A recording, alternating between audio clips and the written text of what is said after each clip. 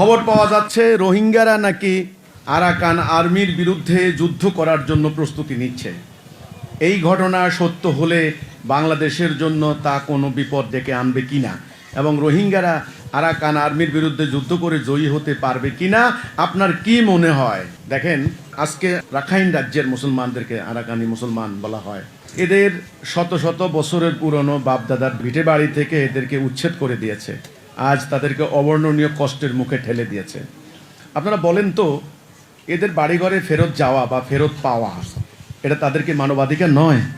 এটা আমি মুসলমান নয় কেবল, ওরা হিন্দু হলেও, বৌদ্ধ হলেও, খ্রিস্টান হলেও, এমনকি ইয়াহুদি হলেও কিন্তু আমি এই কথা বলতাম যে একটা মানুষ তার সৃষ্টিগত অধিকার, তার বাড়ি ঘর খ্যাত খামার, তার আত্মীয় স্বজন, তার দুনিয়াতে বেঁচে থাকার অধিকার, সেখানে 22 লক্ষ আরাকানের মুসলমানদেরকে পিটিয়ে মেরে নির্মম নির্যাতন করে, আমি কোনো ধর্মীয় সম্প্রদায়কে আঘাত করে কথা বলতে চাই না, তারা বৌদ্ধ ধর্মে বিশ্বাস করে, তাদের ধর্মীয় শিক্ষা হচ্ছে প্রাণী হত্যা মহাপাপ, জীব হত্যা মহাপাপ, এই হচ্ছে তাদের ধর্মীয় শিক্ষা, গুরুদের শিক্ষা।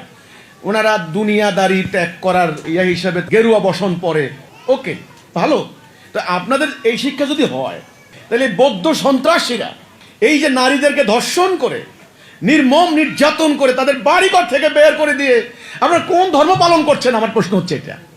জীব হত্যা মহাপাপ, এই জন্য ওনারা নাকি পিঁপড়ার উপর দিয়ে হেঁটে যান না, পিঁপড়া মারা গেলে পিঁপড়া কষ্ট পাবে, জীব হত্যা হয়ে যাবে।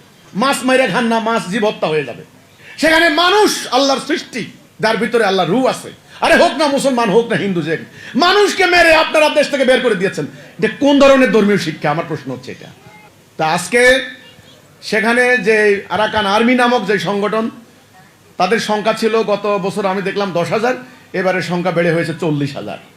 তারা অলরেডি পাশ্চাত্যদের, পশ্চিমাদের সহযোগিতা পাচ্ছে, যেটা আপনারা যারা জানেন। অলরেডি জাতিসংঘ থেকে প্রস্তাব দেওয়া হয়েছে আমাদের বাংলাদেশে একটা করিডোর দেওয়ার জন্য, হিউম্যানিটেরিয়ান প্যাসেজ বলা হয়, করিডোর দিয়ে ওদের কাছে সাহায্য পাঠানো হবে, মানে মানবিক সাহায্য, খাবার টাবার, ওষুধপত্র ইত্যাদি। এই যে ব্যাপারগুলো বলা হচ্ছে, আসলে কি হিউম্যানিটেরিয়ান এইড পাঠানো হবে? নো, আমরা তো জানি তারা এই মানবিক সাহায্যের নামে অস্ত্র শস্ত্র গোলাবারুদ পাঠায়। এটাই হলো আমার কথাটা এখানে। কাজেই আমার কথা হচ্ছে, ভাই দেখেন, বাস্তবতায় আসেন। রোহিঙ্গা মুসলমানদের তাদের বাড়ি ঘরে ফেরত যাওয়ার এখতিয়ার, অধিকার, মানবাধিকার রয়েছে।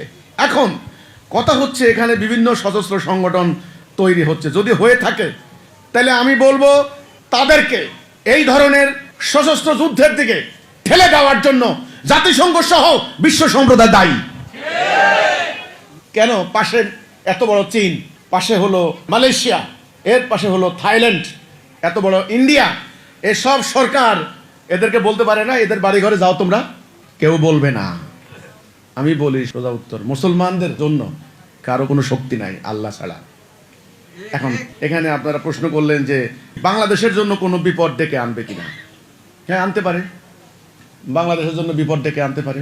এই উসিলা ধরে আরাকান আর্মি বাংলাদেশের উপর হামলা চালাতে পারে। এটাই তো যুদ্ধ খেলা হচ্ছে নাকি? না হলে তাদেরকে পিটিয়ে তাদের ঘর থেকে বের করে দেওয়ার উদ্দেশ্য কি?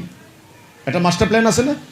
এখন এই বিজয়ী হতে পারবে কিনা সেটা সময় বলে দেবে। তবে আমার কথা হলো এই, আমাদের মুসলমানদেরকে, যারা আমরা আল্লাহকে বিশ্বাস করি, তাদেরকে তাড়াতাড়ি ঐক্যবদ্ধ হওয়ার কোনো বিকল্প নাই। না হলে কালকে আরাকানিদেরকে বের করে দিয়েছে, আগামী পরশু আপনাকে বাংলার মাটি থেকে বের করে দেবে। এটা বলতে পারেন আল্লাহর হুকুম অমান্য করার শাস্তি আছে। আরটা হলো জাগতিক কারণ, দুনিয়ার এই যে নিজেরা মারামারি, অনৈক্য, হানাহানি করা, স্বার্থপরতার কারণ। এই দুটো কারণ থাকতে পারে।